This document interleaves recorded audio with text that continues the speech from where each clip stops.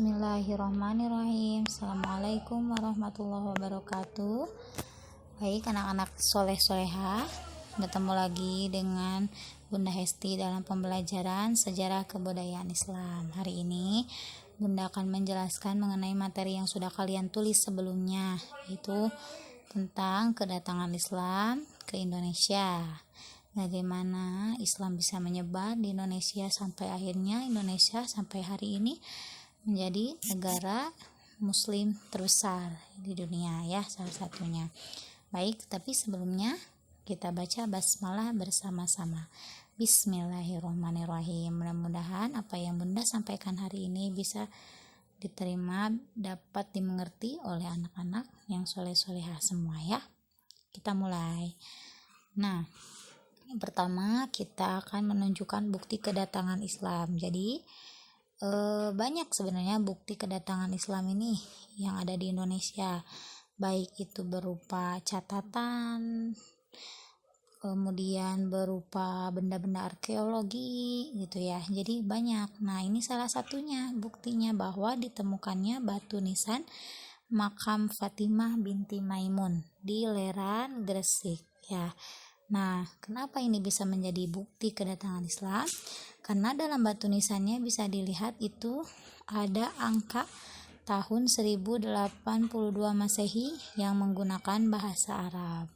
Karena pada saat itu Indonesia ini bukan termasuk bagian negara Arab. Jadi sebelum Islam datang tidak menggunakan bahasa Arab Indonesia, melainkan bahasa Hindi, ya, karena agama sebelumnya itu yang dianut oleh orang Indonesia itu adalah Hindu Buddha, ya.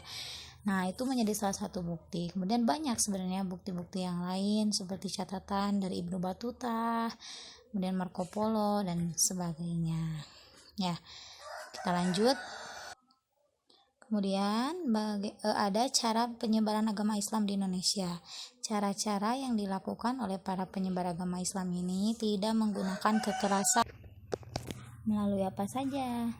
Nah, yang pertama, cara penyebaran agama Islam di Indonesia yaitu dengan lewat perdagangan. Nah, lewat perdagangan ini bagaimana?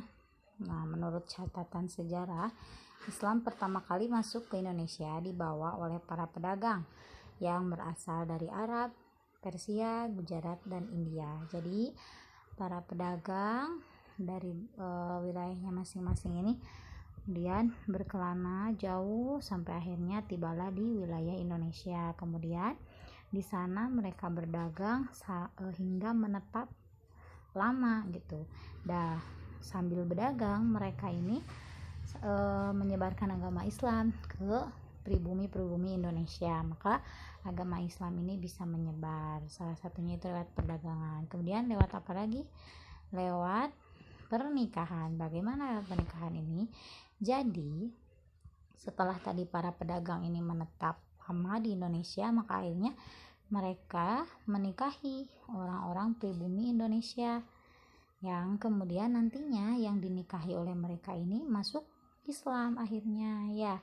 Nah, kemudian para penyebar agama Islam juga selain pedagang, mereka para pendakwah ini juga menikahi para bangsawan pribumi Indonesia. Contohnya misalnya Putri Champa yang beragama Islam. Nah, Champa ini salah satu kerajaan yang ada di Asia Tenggara, ya, kerajaan Islam. Nah, menikah dengan salah satu raja di Majapahit. Majapahit ini ya kan kerajaan Hindu, ya. Karena menikah dengan putri yang beragama Islam, akhirnya raja ini masuk Islam. Kemudian ada juga Maulana Ishak menikah dengan putri penguasa Blambangan. Blambangan itu ada di daerah Jawa. Nah, Maulana Ishak yang sebagai muslim ini mengajak istrinya untuk masuk Islam. Kemudian ada juga Raden Rahmat atau Sunan Ampel. Kalian pernah mendengar, ya, mungkin Sunan Ampel menikahi Nyi Ageng Manila. Hingga akhirnya Nyi Ageng Manila ini masuk Islam. Nah, itu salah satu cara penyebaran agama Islam di Indonesia, yaitu dengan cara pernikahan. Kemudian apa lagi? Ada lewat pendidikan. Bagaimana lewat pendidikan ini? Yaitu para pendakwah Islam ini mendirikan masjid-masjid dan pesantren. Untuk apa? untuk tempat menuntut ilmu agama Islam. Jadi mereka mendirikan masjid, mendirikan pesantren, kemudian orang-orang pribumi ini tertarik hingga akhirnya mereka ingin belajar agama Islam. Kemudian ada juga lewat pemerintahan. Bagaimana lewat pemerintahan ini? Nah, Islam menyebar lewat pemerintahan dengan cara mendirikan kerajaan-kerajaan Islam di wilayah Indonesia. Contohnya apa? Kalian sudah belajar mungkin di IPS. Ada kerajaan Aceh, ya. Kemudian kerajaan Samudra Pasai. Kemudian di Jawa ada kerajaan Banten, kerajaan Demak. Nah, itu kerajaan-kerajaan Islam. Jadi lewat pemerintahan, jika kerajaannya Islam, otomatis nanti masyarakatnya akan ikut agama Islam, seperti itu. Jadi Islam bisa menyebar. Kemudian yang terakhir lewat kesenian.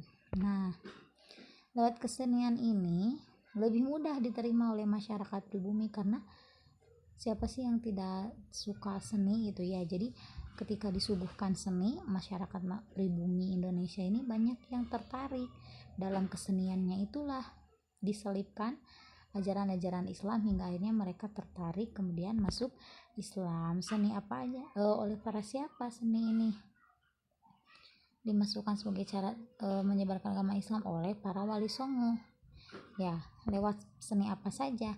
Ada seni musik, seni tari, seni ukir, seni bangunan, atau seni sastra. Jadi bisa diulang ya yang kemarin kalian catat, bahwa cara-cara penyebaran agama Islam itu tadi, yang pertama ada lewat perdagangan, kemudian lewat pernikahan, 3 pendidikan, 4 pemerintahan, dan 5 lewat kesenian. Bisa dimengerti ya?